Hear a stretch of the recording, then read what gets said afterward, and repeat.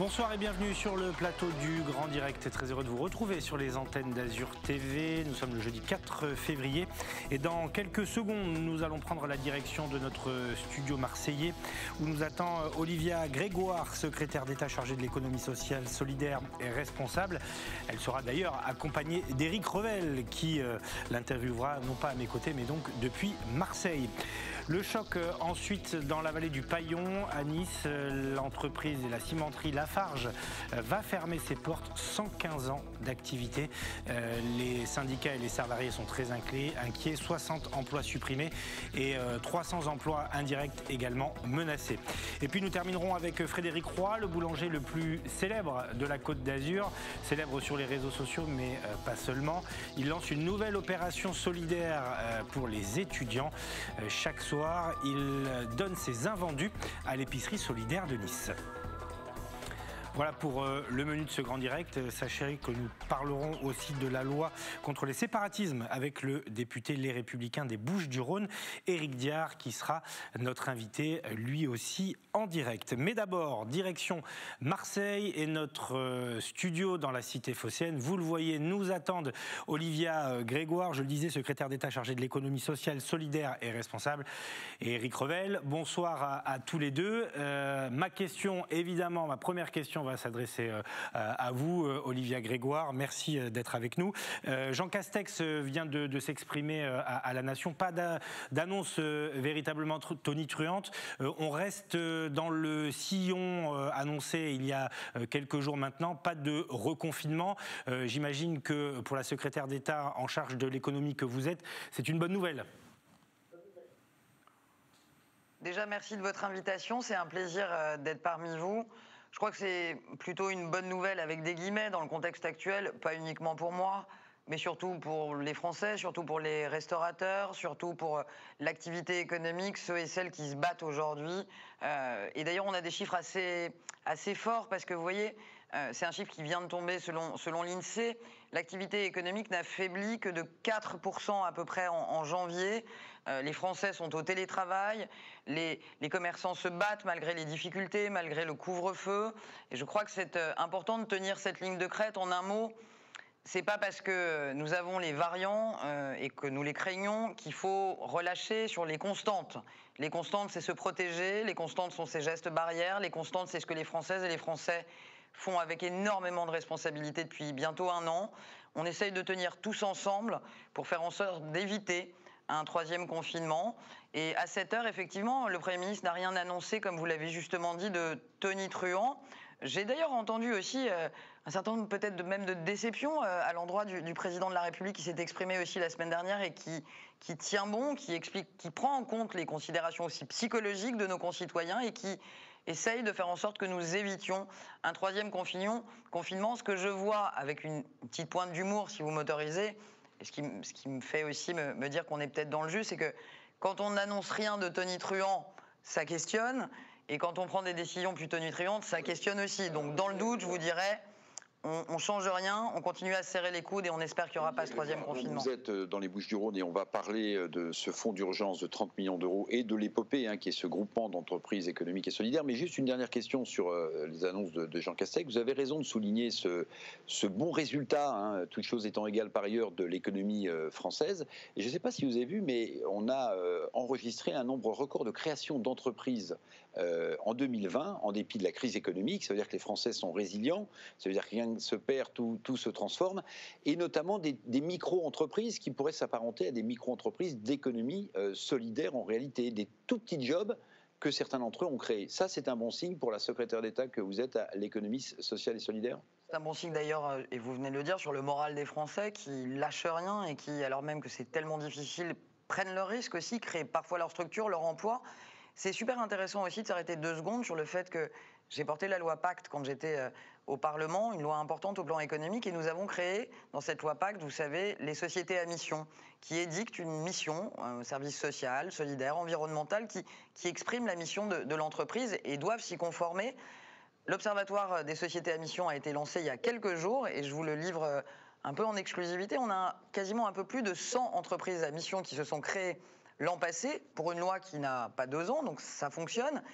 60% de ces créations ont eu lieu au 3e et 4e trimestre de l'année passée, ça veut dire pendant même le second confinement, et c'est une bonne nouvelle. C'est intéressant. Alors, sur votre visite dans les Bouches-du-Rhône, dans les quartiers nord, autour de ce qui s'appelle l'Épopée, qui est un groupement finalement d'associations, d'entreprises, d'économie sociale et solidaire, il y a ce fonds d'urgence de 30 millions. Très concrètement, vous êtes venu faire quoi sur place ? Je suis venu ce matin, d'abord aux côtés des élus et des structures associatives, leur parler de ce fonds d'urgence qui permet très simplement, en se connectant sur le site urgence au singulier-ess.fr, de se connecter, de demander une aide allant jusqu'à 5 000 € pour les structures qui disposent de 1 à 3 salariés et de 8 000 € pour les structures allant de 4 à 10 salariés. Je suis venu leur dire, et je l'ai répété cet après-midi à l'Épopée, à celles et ceux qui m'ont accueilli, qu'au-delà du plan de relance, il y a 1,3 milliard pour l'économie sociale au sein du plan de relance. Encore faut-il bien les accompagner dans l'urgence. Et il faut être réaliste. Parfois, les associations ont pu, notamment les petites, avoir du mal à avoir accès, par exemple, aux prêts garantis d'État. On sait qu'elles ont les trésoreries souvent fragiles. C'est même d'ailleurs au cœur du modèle associatif. Et donc, je me suis battu auprès du Premier ministre et de Bruno Le Maire, qui l'ont largement entendu, pour apporter 30 millions en plus. Alors, on va parler de l'économie sociale et solidaire dans les Alpes-Maritimes et dans le Var, mais il y a un sujet qui vous intéresse beaucoup, qui est la responsabilité du capitalisme. Je vous propose, avec Nicolas Gallup, qu'on voit ce sujet, mon cher Nicolas, et ensuite, j'aimerais avoir votre avis sur ce que vous défendez lorsque vous parlez de responsabilité du capitalisme. Alors oui, c'est un sujet en lien avec les manifestations organisées aujourd'hui un peu partout en France. Nous avons suivi particulièrement le cortège à Marseille, puisque Madame la Ministre, vous y étiez en déplacement. Le sujet est signé Valentin Rodriguez et Cindy Chevaux. Ils étaient plus de 3000 ce matin en centre-ville de Marseille à défiler pour le progrès social et une meilleure répartition des richesses. À l'appel de la CGT et de plusieurs autres syndicats, c'est dans la rue que le monde du travail a répondu présent face aux mesures du gouvernement. Aujourd'hui, on est là très clairement pour revendiquer l'arrêt de l'ensemble des plans de licenciement, le remboursement de l'argent public touché par les entreprises qui licencient, la réquisition des dividendes versés l'année dernière aux actionnaires du CAC 40, ceux qui seront versés cette année, une mise à contribution des grandes fortunes pour répondre aux besoins sociaux du pays. On est dans un moment où l'État déverse des centaines de milliards dans les caisses des actionnaires du CAC 40, la collectivité prend en compte le chômage partiel, les mêmes organisent des licenciements massifs, la remise en cause du droit du travail, notamment par le biais des accords de performance collective, et par-dessus ça, on rajoute une casse générale de nos services publics et de notre fonction publique en général. Parmi les manifestants, étudiants, retraités ou encore acteurs de la culture, tous se sont réunis dans un même but, obtenir un soutien appuyé de la part de l'État. Il y a un virus qui circule, il n'y a pas de souci, mais le problème c'est que là, ça fait un an qu'il y a un souci qui se voit. C'est-à-dire que le premier confinement, on a vu les impacts sur les étudiants et on n'a rien fait après pour essayer d'améliorer ça. 75% des étudiants qui sont en détresse financière, 30% qui ont des problèmes psychologiques, c'est alarmant. Et on est là aujourd'hui pour les défendre, pour essayer de se battre pour eux, parce que là, il y a vraiment un problème. Monsieur Macron est toujours en train de dire que la jeunesse est sacrifiée pour les personnes âgées. Alors que nous, les retraités, nous sommes les premières victimes de ce qui se passe. Nous payons un très lourd tribut, avec 80% de décès, comme vous le savez. Ça fait 10 mois qu'on réclame d'avoir des appuis de la part de nos ministères, du ministère de la Culture en tout cas, parce que nous ne pouvons plus travailler. Nous n'avons plus de droits sociaux, droit à la maternité, droit à la maladie, droit à nos caisses de congés payés, droit à nos caisses de formation. Dans le cortège, plusieurs autres revendications, le manque de moyens en psychiatrie dans les hôpitaux ou encore la contestation de la fermeture des grandes surfaces de plus de 20 000 m². Tous les participants se sont regroupés derrière une même banderole, tous ensemble pour le progrès social et le partage des richesses. Alors Olivia Grégoire, on vient de l'entendre, une manifestation tous azimuts avec tous les corps de métier. Je voudrais qu'on revienne sur l'intervention du patron de la CGT à Marseille qui prétend que les licenciements se poursuivent alors que les entreprises touchent les aides, que la précarité s'accroît. Est-ce que vous dressez le même bilan que lui ? Écoutez, que la situation soit difficile et que certaines entreprises soient contraintes de licencier ou qu'il y ait plus de pauvreté dans notre pays et de précarité, il faudrait être aveugle ou sourd pour ne pas l'envisager. Mais il faut être tout aussi aveugle ou sourd pour ne pas voir ce que fait le gouvernement. Donc j'entends les critiques. 100 milliards d'euros sur la table aujourd'hui pour accompagner nos entreprises. Après, je veux mettre 2-3 petits points sur les i. Je sais que ça fait... C'est très à la mode souvent de critiquer les dividendes, mais d'abord je voudrais redire une chose. Un dividende, c'est pas fait pour se divertir, bien souvent c'est fait pour investir dans l'entreprise, dans sa continuité et dans l'emploi. Deuxièmement, je voudrais dire une chose parce qu'on l'a pas beaucoup entendu et je veux dire c'est pas la loi qui l'a fait, ce qui veut dire qu'il y a bien aussi une moralité dans notre capitalisme, même s'il faut y travailler, la renforcer et mieux partager la valeur. Je voudrais y revenir, mais les grandes entreprises, c'est-à-dire plus de 5000 salariés, plus d'1,5 milliard de chiffre d'affaires, n'ont pas versé de dividendes pour une immense majorité d'entre elles, voire toutes, l'an passé en 2020. Ce que je veux dire, c'est qu'on n'a pas eu à légiférer, elles ont pris leurs responsabilités au plan moral. Donc la situation, elle est dure. D'ailleurs, on a entendu un jeune parler de culture, on a entendu notre jeunesse. Elle est dure, ça craque. Je comprends le moral difficile, mais je crois qu'il ne faut pas tout mélanger. Souvent, la politique, ce sont des symboles, vous le savez mieux que moi, sans doute. Bon, on voit, on ne va pas les citer, parce que sinon, vous n'allez pas avoir une analyse fine, on ne va pas le citer, mais vous avez des grands laboratoires pharmaceutiques qui délocalisent, y compris des secteurs de recherche et développement en Asie, et qui pourtant versent de copieux dividendes à leurs actionnaires. Donc les Français, quand ils voient ça, pardonnez-moi, tout le monde n'a pas un pied de vie en économie, hein, bon. Non, moi non mais plus, ce que je veux dire, c'est que les Français se disent, mais là, il y a quand même un problème. Vous parlez souvent et vous écrivez souvent sur le capitalisme responsable. Et vous aimez vous exprimer sur la question des dividendes. Est-ce que parfois, il n'y a pas un problème quand même? Moi, ce que je trouve comme problème, je vais vous dire, Éric Revel, il y a certainement ces pratiques et il y a certainement des dividendes excessifs. Voyez-vous, je suis très clair. Mais je trouve qu'on ne met pas beaucoup la lumière sur les entreprises qui sont nombreuses dans notre pays. Et je pense notamment aux entreprises de taille intermédiaire, qui sont beaucoup dans l'industrie, qui pratiquent la participation, qui pratiquent l'intéressement, qui donnent 20-30% de leur capital aux salariés. Ça s'appelle l'actionnariat salarié. Il y a rarement des reportages sur les entreprises qui donnent ces primes, qui intéressent leurs salariés. Mettons aussi la lumière dans notre pays sur des pratiques hyper responsables qui sont menées par un certain nombre d'entreprises, et pas forcément les plus grandes, et dont on ne parle jamais. Je suis contre le manichéisme en général, le blanc, le noir, tout ça est bien plus complexe qu'il n'y paraît.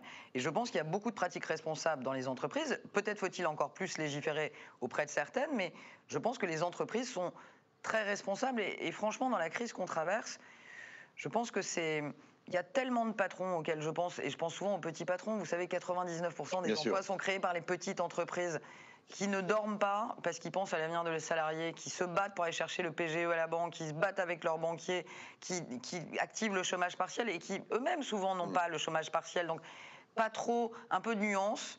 Et en tout cas, si on cherche le bouc émissaire, on ne le trouvera pas avec moi. Avant que Nicolas Gallup vous pose une dernière question, j'aimerais revenir sur l'épopée, les Bouches-du-Rhône, donc ce fonds d'urgence.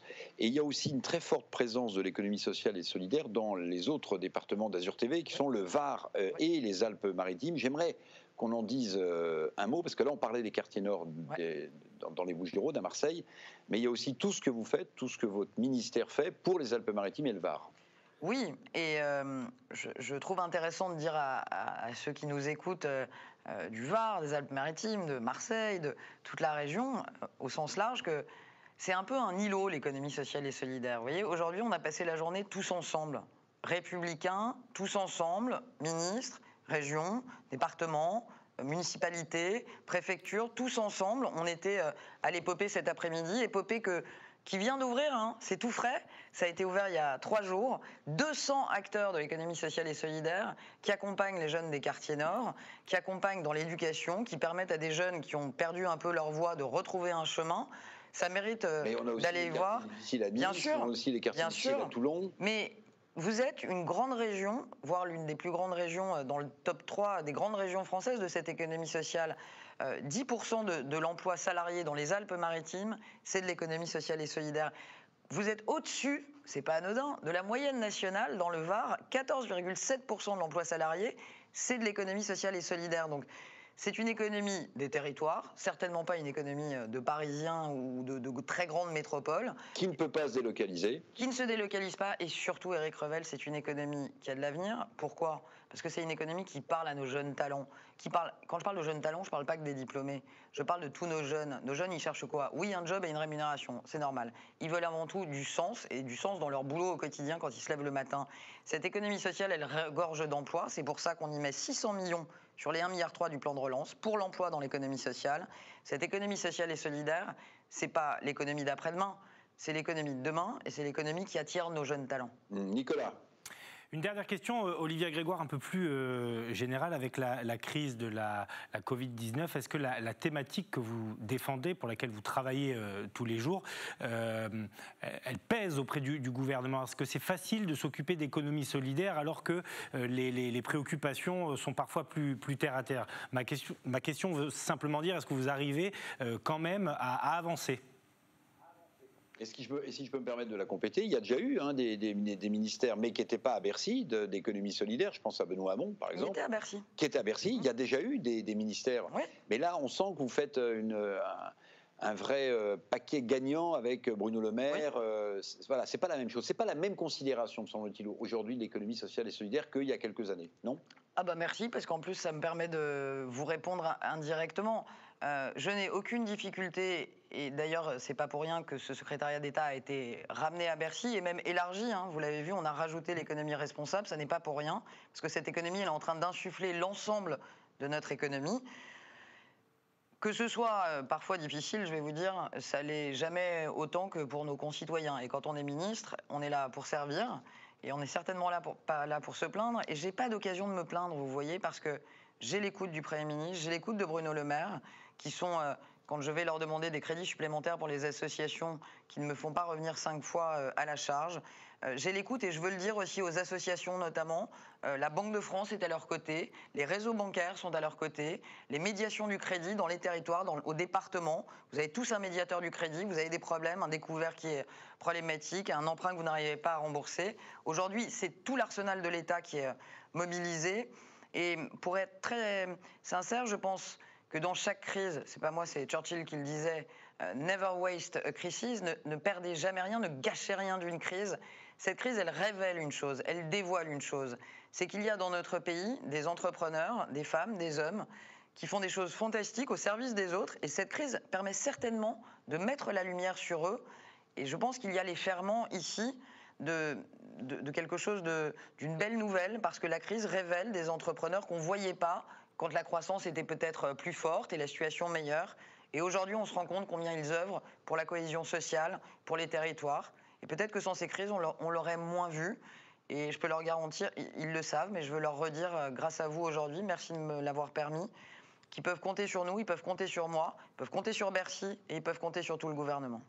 Merci beaucoup Olivia Grégoire, secrétaire d'État chargée de l'économie sociale, solidaire et responsable, en direct depuis Marseille. Merci également à Éric Revel qu'on retrouvera sur ce plateau dès demain, et merci à Anthony Forgnon qui a assuré la liaison technique avec notre plateau ici à Mandelieu, la Napoule. Bonne soirée à tous. On poursuit ce grand direct avec ce choc dans la vallée de la vallée du Paillon, c'est dans les Alpes-Maritimes, juste au-dessus de Nice. Après 115 ans d'activité, l'usine de ciment Lafarge va fermer ses portes. 60 emplois directs supprimés, 300 emplois indirects vont subir le même sort.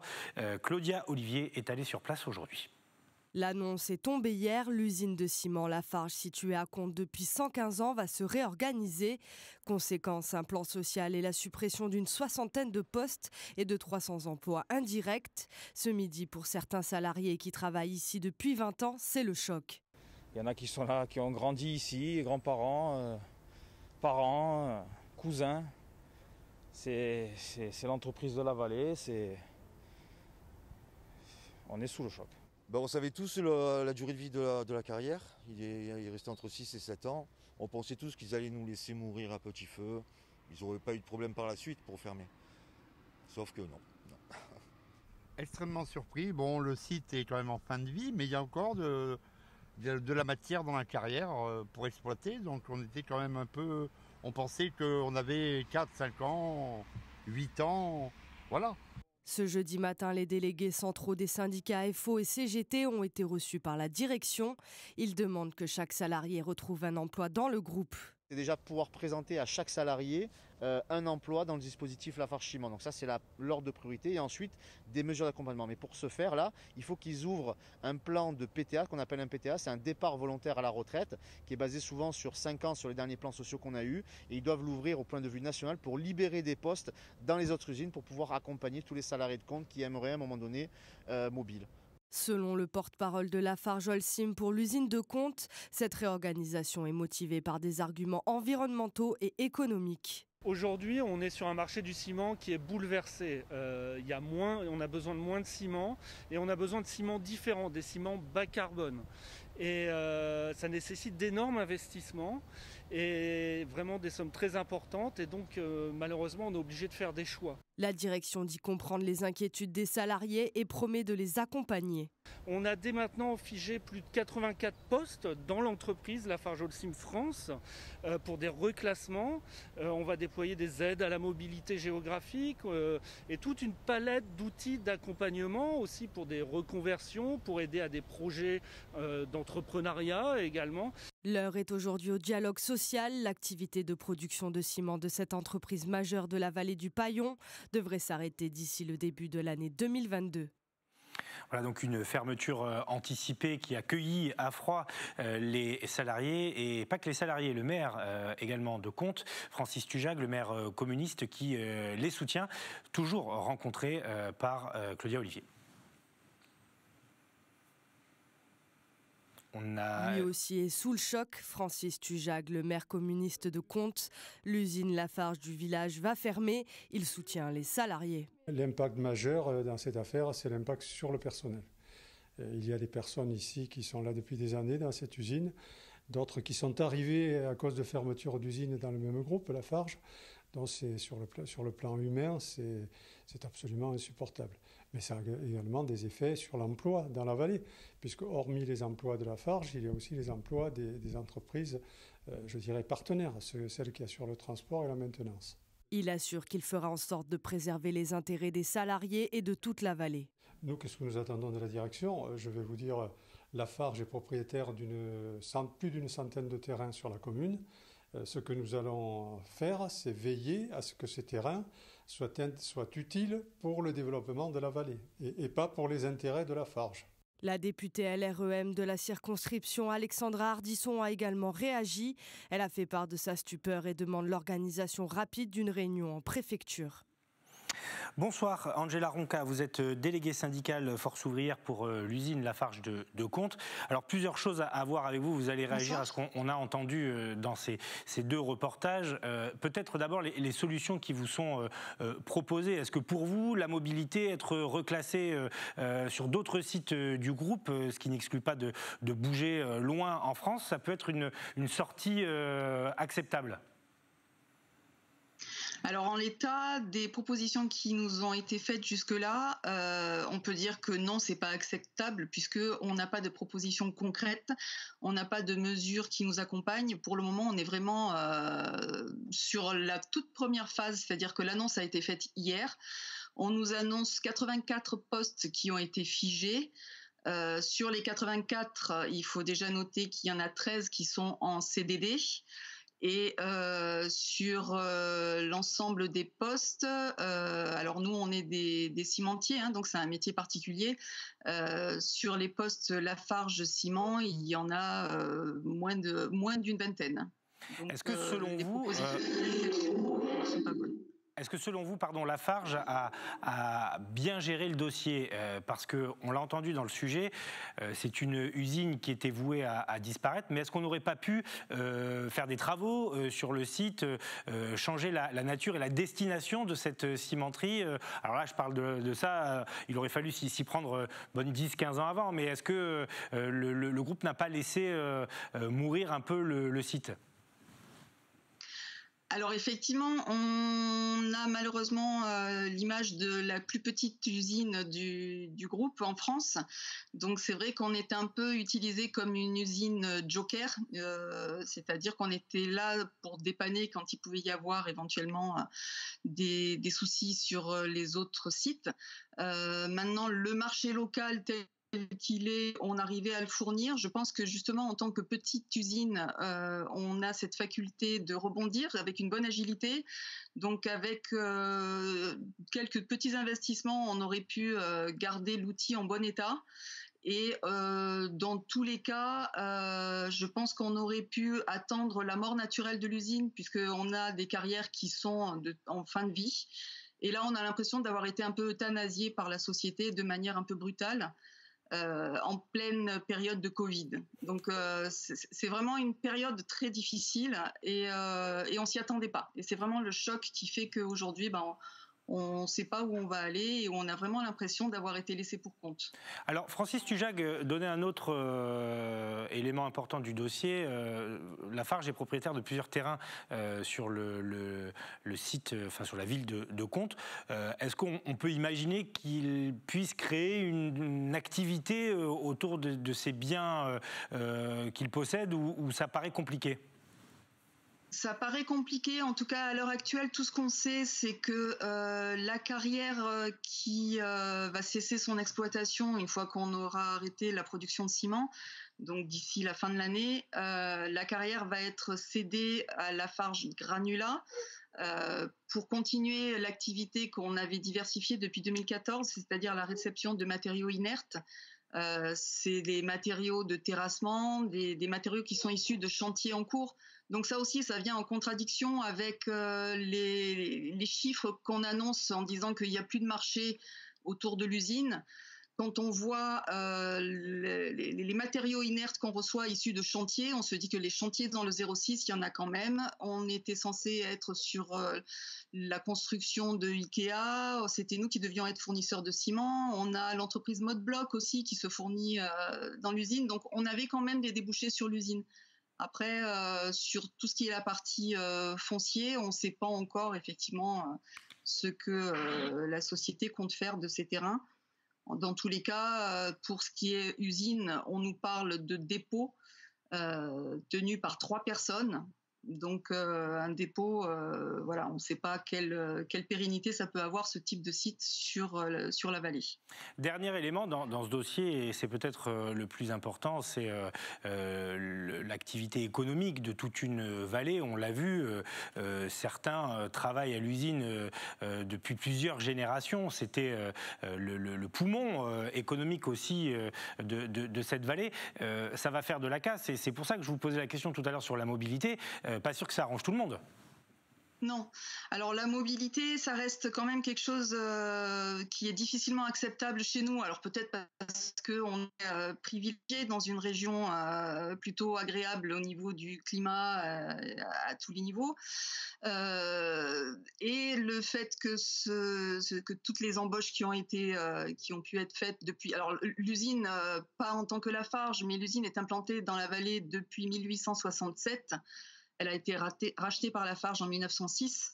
Donc j'ai envie de dire qu'un peu toute la construction autour du village a pu se faire par des gens qui travaillaient dans l'usine et qu'il y a des racines en tout cas qui sont ancrées pour tout le personnel qui font que la mobilité elle va être difficile parce que toutes nos familles sont ici. Moi je travaille dans l'usine depuis 21 ans.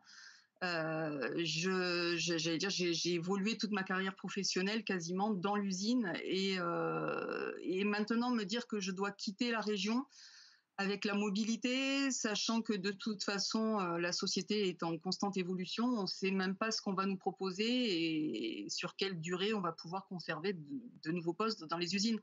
Visiblement, l'outil industriel, on sent bien que petit à petit, ils veulent fermer les sites qui jugent non rentables pour en garder peut-être 4 au final. Bon, ça, c'est des images qu'on se fait nous, hein. On n'a pas d'informations, mais ça y ressemble un petit peu aujourd'hui. Dernière chose, et puis je vous libère, ça concerne la proposition faite par la députée Valetta Ardisson.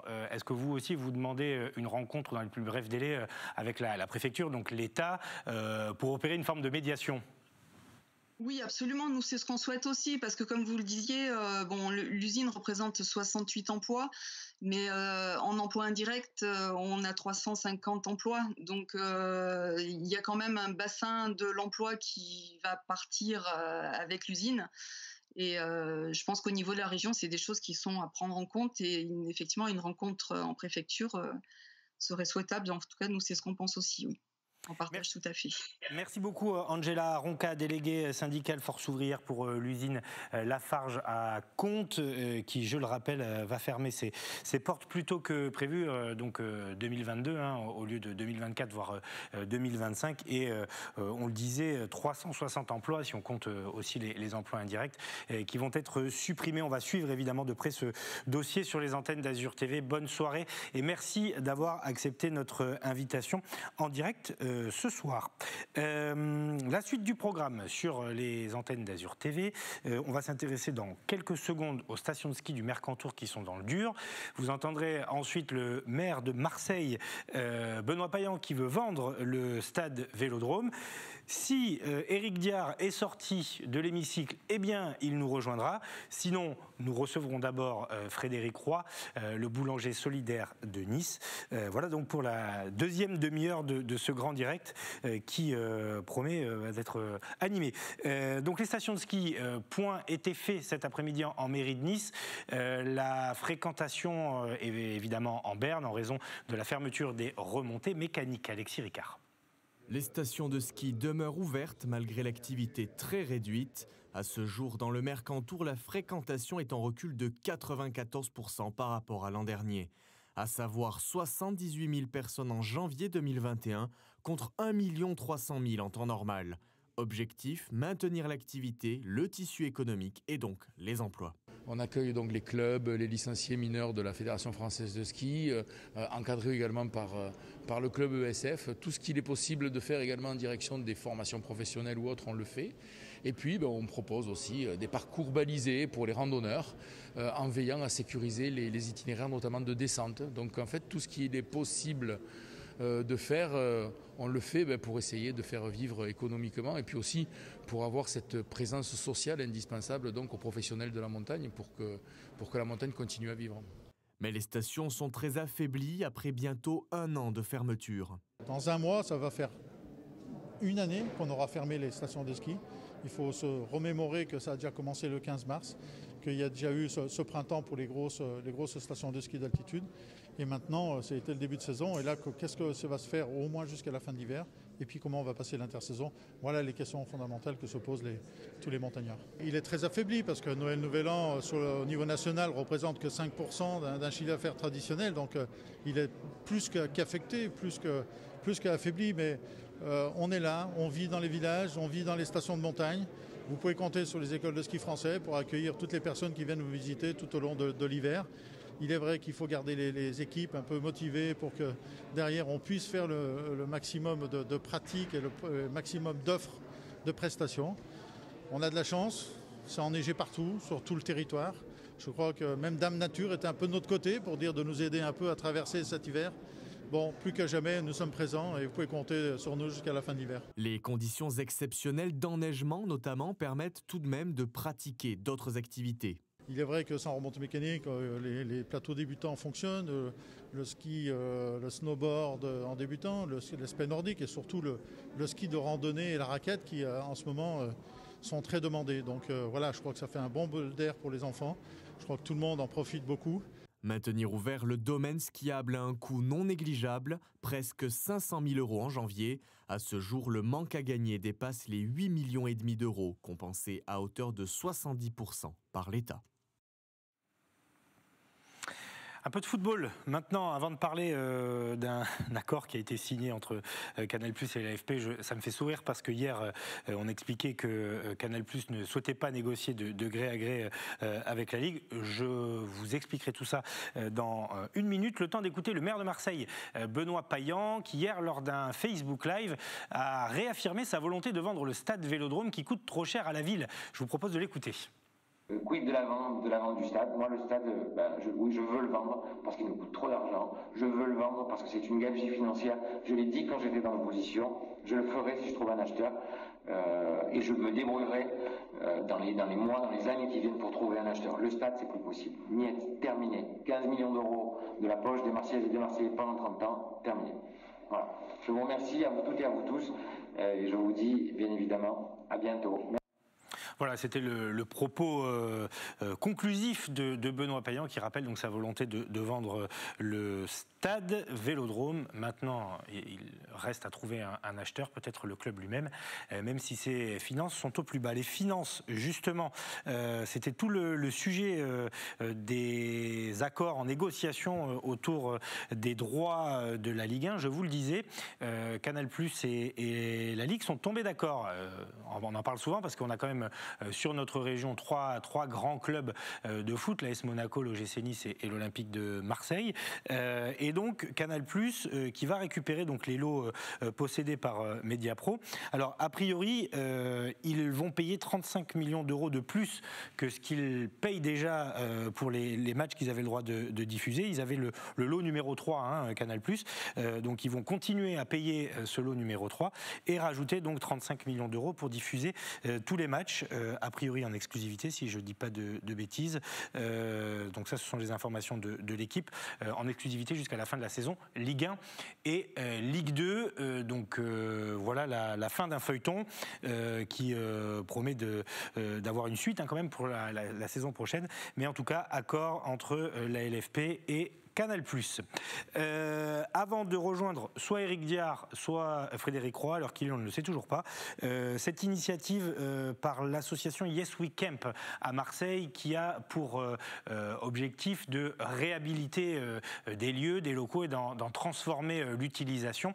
Là, c'est le projet Bureaupolis qui va redonner vie à une friche de bâtiments qui sera réservée à des artistes et à des étudiants infirmiers. Reportage Manon Mujica.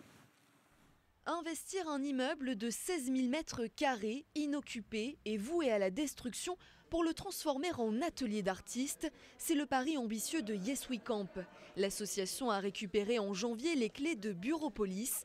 Ils seront loués des espaces en dessous des prix du marché, comptez par exemple 100 € par mois pour un 10 mètres carrés. Les ateliers de la ville, coïncidemment, viennent de fermer, donc ça, c'est un hasard, mais quelque chose va être proposé. Mais malgré tout, du coup, ça renforce encore la précarité dans laquelle se trouvent beaucoup d'artistes. Et c'est très dur avec la pression foncière. Les prix de l'immobilier à Marseille aujourd'hui explosent. Pour trouver des espaces à ce prix-là, c'est presque impossible à l'intérieur de la ville. Le projet est temporaire. Le promoteur ICAD met à disposition les locaux pour 18 mois maximum. Les travaux ne doivent pas traîner, d'autant que les premiers occupants doivent s'installer le 15 février. Sur ce point, Yes We Camp a lancé un appel à manifestation d'intérêt et il a suscité un vif engouement. On a eu beaucoup plus de demandes que d'espaces disponibles. Donc on a eu à peu près 2600 m² de demandes pour donc 1900 m² d'espace disponibles, 148 candidatures. Et dans ces 148 candidatures, il y a 100 structures, une centaine de structures qui vont s'installer. On a beaucoup de peintres, on a beaucoup d'artisans créatifs, de la couture, des personnes qui font de la vidéo, des réalisateurs, mais aussi des musiciens, des gens qui veulent monter une radio. En plus des ateliers, d'une galerie et de la buvette, Bureaupolis héberge aussi une école d'infirmières. Cette mixité d'usage est soutenue par la ville de Marseille. La ville participe à hauteur de 100 000 €, mais sur 2 exercices, c'est-à-dire 2021 et 2022, puisque c'est 18 mois d'occupation de ces locaux. Et donc, en même temps, en lien avec un quartier qui n'est pas forcément très riche en équipements culturels, mais aussi avec des passerelles, avec l'école de la deuxième chance, avec d'autres écoles, avec bien entendu les habitantes et les habitants de ce quartier. Donc ça peut être très intéressant. Au terme de l'occupation, c'est-à-dire en juin 2022, le bâtiment des années 70 devrait être démoli. Sauf si la direction régionale des affaires culturelles le labellise pour sa qualité architecturale. Affaire à suivre. Voilà, et Yes We Camp, association marseillaise qui gère donc la réhabilitation de ces locaux. Vous vous souvenez peut-être d'ailleurs de certaines actions dont nous vous avions parlé sur cette antenne. En parlant d'action, on était tout à l'heure sur de l'économie solidaire avec la secrétaire d'État en charge de ces questions. Eh bien, nous accueillons maintenant Frédéric Roy. Bonsoir Frédéric, merci d'être avec nous.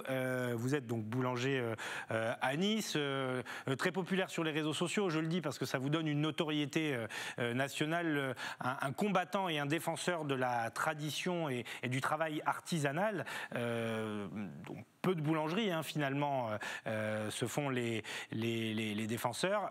Et là, on vous reçoit ce soir parce que vous avez lancé cette initiative avec l'un de vos collègues d'être solidaire avec les étudiants. Vous donnez à l'épicerie solidaire de Nice tous les soirs vos invendus. Oui, absolument. En fait, on a vu, comme tout le monde dans les médias, que tous ces jeunes qui faisaient la queue devant les épiceries solidaires. Et mon collègue, tout comme moi, on s'est interrogé en voyant ça. On s'est dit, non, mais on est en 2021, comment est-ce possible? Et qu'est-ce qu'on peut faire? Donc de là, j'ai décidé d'appeler le président de la fédération donc des étudiants, qui m'a renvoyé sur l'épicerie solidaire des étudiants. Et là, on s'est mis en place, on a dit il faut qu'on fasse quelque chose. Donc on leur a proposé nos invendus, donc ils viennent à 18h pour les invendus. Et si on leur a dit, on s'est engagé, on leur a expliqué, on leur a dit on ne pourra pas vous laisser sans rien. Donc si toutefois on n'a pas suffisamment d'invendus, il est clair qu'on vous recueillera une fournée l'après-midi. En 2021, on ne peut pas manquer de pain sur la table, c'est juste pas possible. Alors vous n'en êtes pas à votre coup d'essai, je le précise, parce que les images que l'on voit là, ce sont des images qui ont quelques semaines, voire mois maintenant.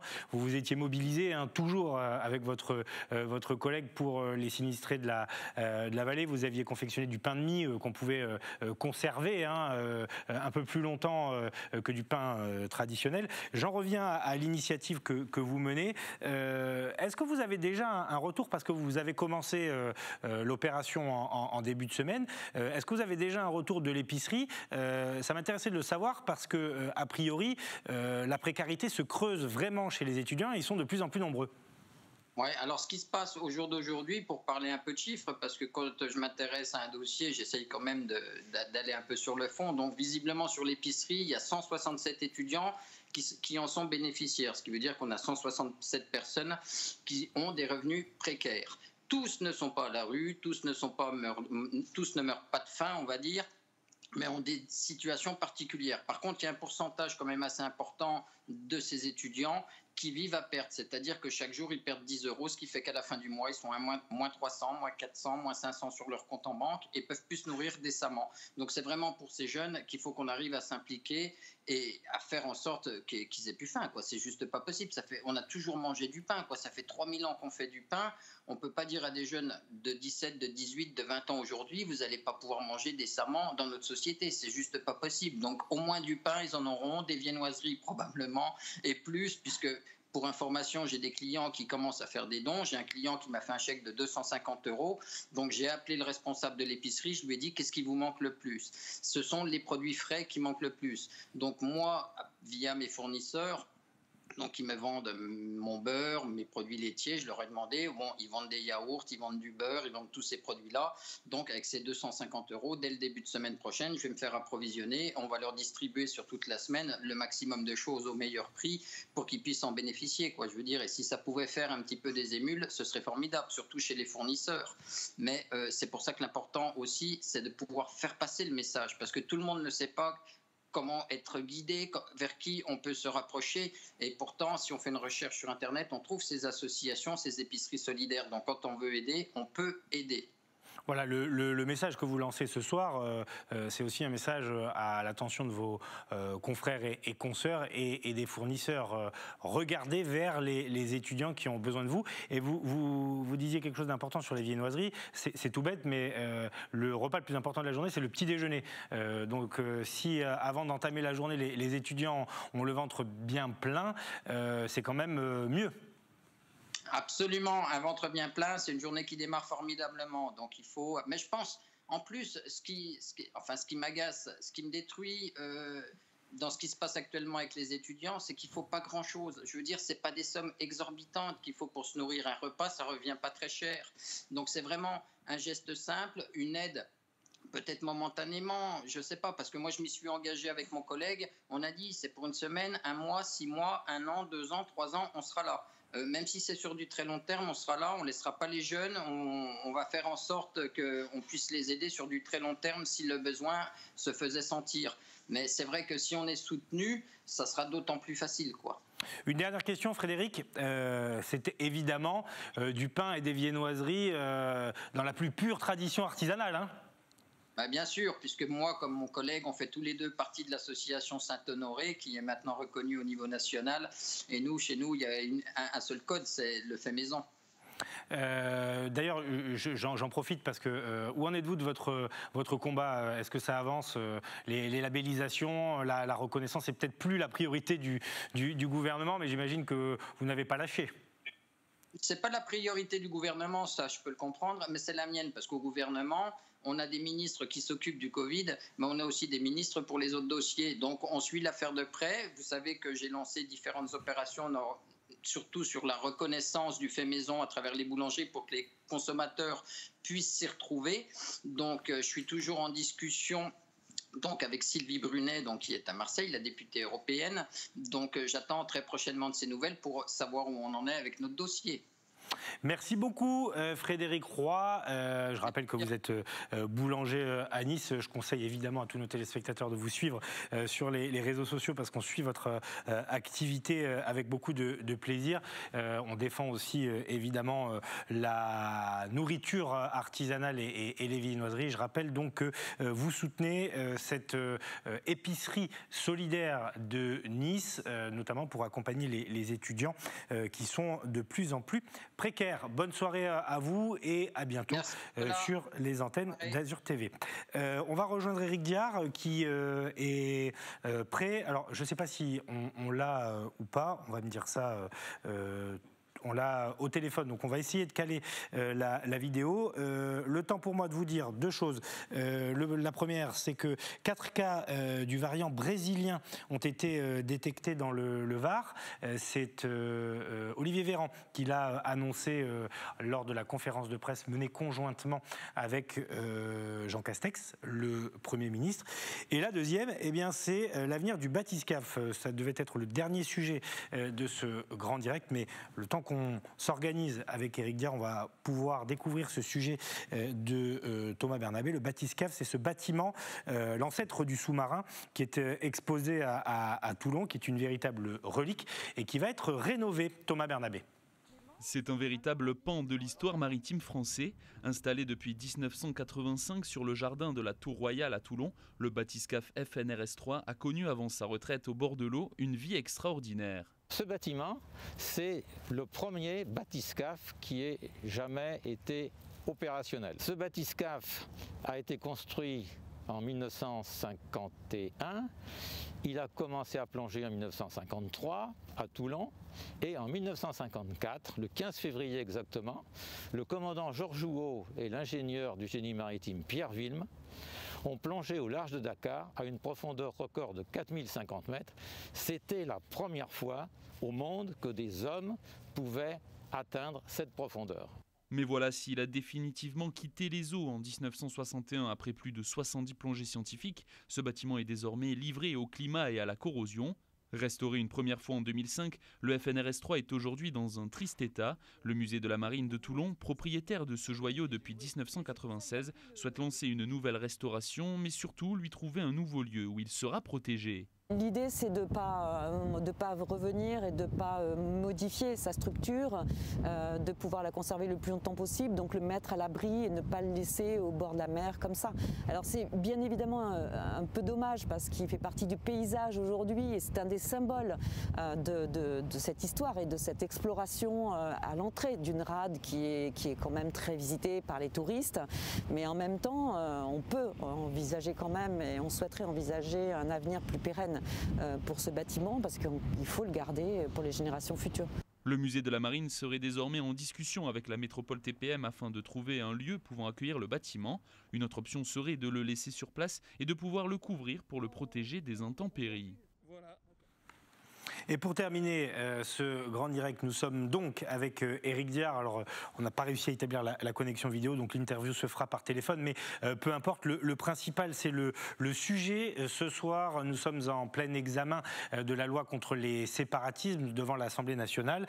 Et vous avez fait adopter, monsieur le député des Bouches-du-Rhône, un amendement très important, en tout cas selon vous, qui concerne les professions sensibles qui devront prêter serment à la République. Est-ce que vous pouvez nous en dire plus ? Oui, tout d'abord, je tiens à m'excuser ce petit retard, mais je suis en direct de l'hémicycle et j'avais 2 amendements à défendre. Et donc là, vous voyez, je suis sorti de l'hémicycle, je suis à 10 mètres et je vous réponds. Alors, hier soir, tardivement, un amendement a été retenu, adopté avec avis favorable du ministre de l'Intérieur. Il s'agit d'un amendement que je défendais suite à mon rapport sur la radicalisation. J'avais fait une proposition de loi à ce sujet. Il s'agit d'une prestation de serment, c'est-à-dire que les policiers, les gendarmes et les agents pénitentiaires devront effectuer une prestation de serment pour respecter les valeurs de la République. Alors j'allais vous dire, les gendarmes déjà font une prestation de serment, mais où ils respectent la hiérarchie, la loi, etc. Pourquoi cet amendement est-il important? Parce que l'ancien préfet de police, M. Delpech, la directrice du renseignement Bilancini de la préfecture de police de Paris m'ont dit à plusieurs reprises, il y a des trous dans la raquette et il est toujours difficile de révoquer un fonctionnaire pour radicalisation. Et donc, si ces fonctionnaires, il y en a très peu évidemment qui tombent dans le séparatisme, ne respectent pas leur serment, il est beaucoup plus facile de pouvoir les révoquer. Voilà, j'allais vous poser la question parce que j'allais essayer de vous taquiner un peu sur une prestation de serment qui finalement n'engage que celui qui prête serment et qui derrière peut se radicaliser et fomenter toutes sortes d'actions. Mais voilà, vous venez d'apporter une réponse importante. On pourra s'appuyer là-dessus pour révoquer. Dans votre rapport, vous aviez montré que dans les services publics, et y compris dans ces professions dites sensibles, l'armée, la police, les surveillants de prison, il y avait des cas de radicalisation. Alors, l'armée, les gendarmes, suite aux attentats de 2015-2016, ont réagi, tous les services publics ont réagi, mais évidemment, compte tenu de leur fonction, de leur hiérarchie, du fonctionnement du vivre ensemble, du fonctionnement, j'allais dire aussi, du système de contractualisation, si vous me permettez l'expression, ils ont eu plus de facilité pour faire, j'allais dire, le ménage. Pour les autres services, la police, c'était plus difficile, et on l'a vu dans le cas de l'attentat de la préfecture de police de Paris, oui. Il en reste très peu, mais ces personnes-là ne peuvent pas rester, j'allais dire, dans un service. Et alors, la bonne nouvelle, depuis mars 2019, les surveillants pénitentiaires, maintenant, sont criblés. Ça veut dire, je m'explique, on fait une enquête administrative pour vérifier notamment s'ils ne sont pas inscrits au fameux FSPRT, vous savez, c'est le fichier de signalement pour radicalisation terroriste. Avant, ça ne l'était pas. En France, il existe actuellement, il faut le savoir, entre 15 et 20 surveillants pénitentiaires qui sont inscrits au FSPRT. Ça ne veut pas dire qu'ils sont terroristes, mais ça veut dire qu'ils sont signalés ou fréquentant des personnes terroristes ou vraiment être plongés dans le séparatisme. Ils font l'objet d'une surveillance, mais pour autant, ils continuent à exercer leurs fonctions. Globalement, Éric Diard, cette loi contre les séparatismes, qui ne s'appelle plus comme ça d'ailleurs, mais par commodité, nous allons l'appeler ainsi, elle ne vous convient pas chez les Républicains. Vous avez proposé un contre-projet avec cette conférence de presse en début de semaine. Dans ce contre-projet, il y a beaucoup d'idées qui viennent de votre rapport et également des travaux d'Éric Ciotti dans les Alpes-Maritimes. Oui, j'allais vous dire, cette loi, il y a des choses qui vont dans le bon sens, mais elle ne va pas assez loin. Par exemple, il n'y a rien sur le séparatisme en prison. Et pourtant, on sait que c'est une problématique. On sait qu'il y a énormément de prisonniers qui rentrent dans les prisons pour des faits de droit commun et qui en ressortent radicalisés. Donc, il y a trop de prosélytisme dans les prisons.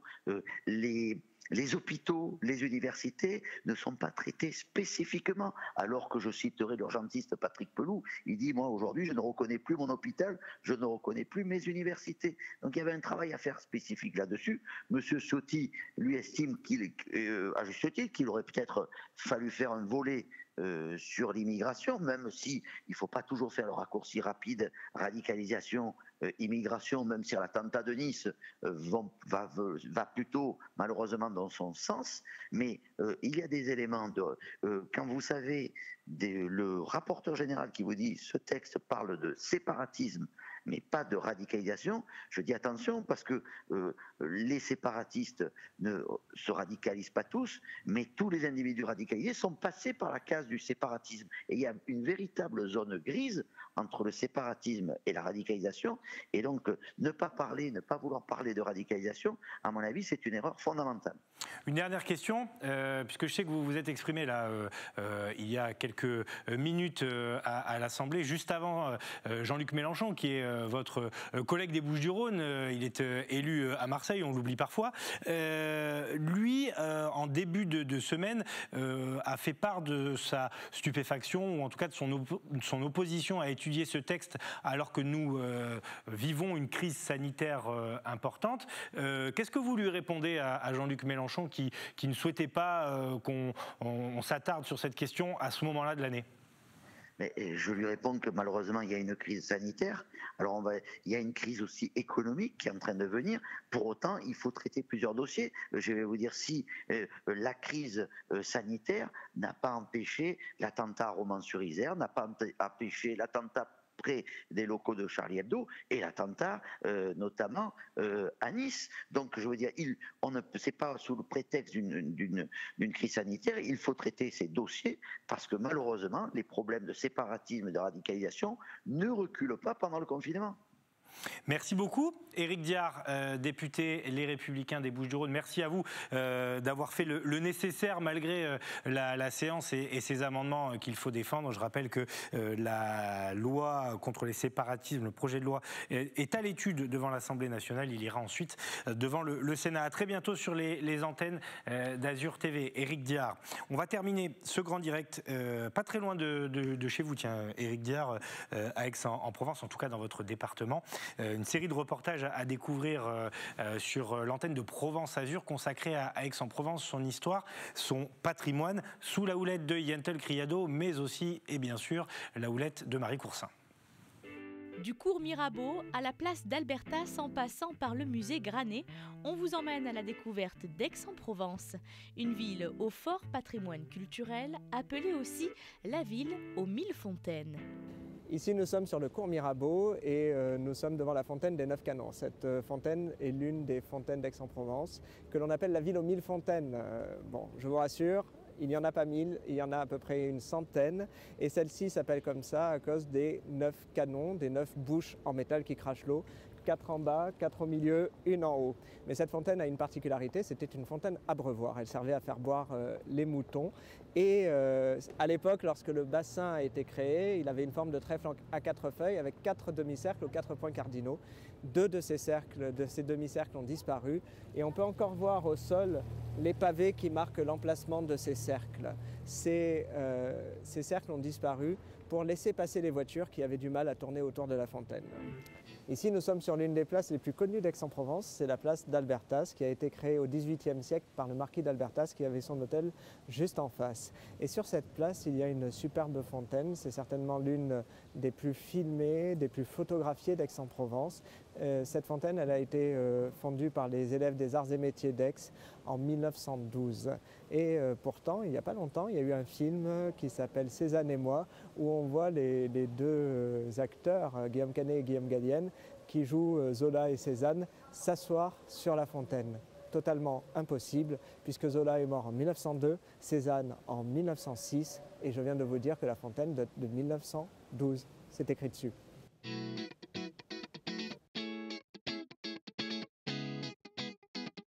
Je vous ai dit qu'à Aix, il y a beaucoup de fontaines et ici, nous sommes devant la fontaine d'Espéluc, juste en dessous de la cathédrale, qui est l'une des plus anciennes fontaines d'Aix-en-Provence. Et elle rend hommage à Marcel Provence, qui était un grand historien aixois. Mais surtout, cette fontaine, elle cache un autre secret, parce qu'on oublie de regarder derrière. Derrière la fontaine, du bas jusqu'au premier étage, il y a un mur romain qui date du 5e siècle et qui est toujours debout. Il est classé au monument historique et tout le monde passe à côté sans le savoir. Dans le domaine romain, il y a autre chose. Un peu plus loin là-bas, il y a un chasse essieu, ces pierres que l'on mettait aux angles des bâtiments. Et bien ici, il est en granit et ce serait une borne romaine qui a été réutilisée pour protéger l'immeuble au XVIIe siècle. Demain, ne manquez pas la suite de notre visite guidée au cœur d'Aix-en-Provence, au programme découverte du quartier Mazarin et du musée Granet. Voilà, rendez-vous demain donc pour la suite de cette petite série de reportages consacrés à la ville aux 1000 fontaines. C'est la fin de ce grand direct. Retour d'Éric Revel demain. Une autre invitée exceptionnelle après Olivia Grégoire, c'est Mazarine Pinjot qui sera avec nous demain pour son dernier ouvrage en direct donc sur les antennes d'Azur TV. Merci à Sébastien Lyotard, bien sûr, Théo Sarfati, Ilan Dehé, Fabrice Justo, Philippe Caudet et Stéphanie Mossman. Passez une très bonne soirée et à demain sur les antennes d'Azur TV.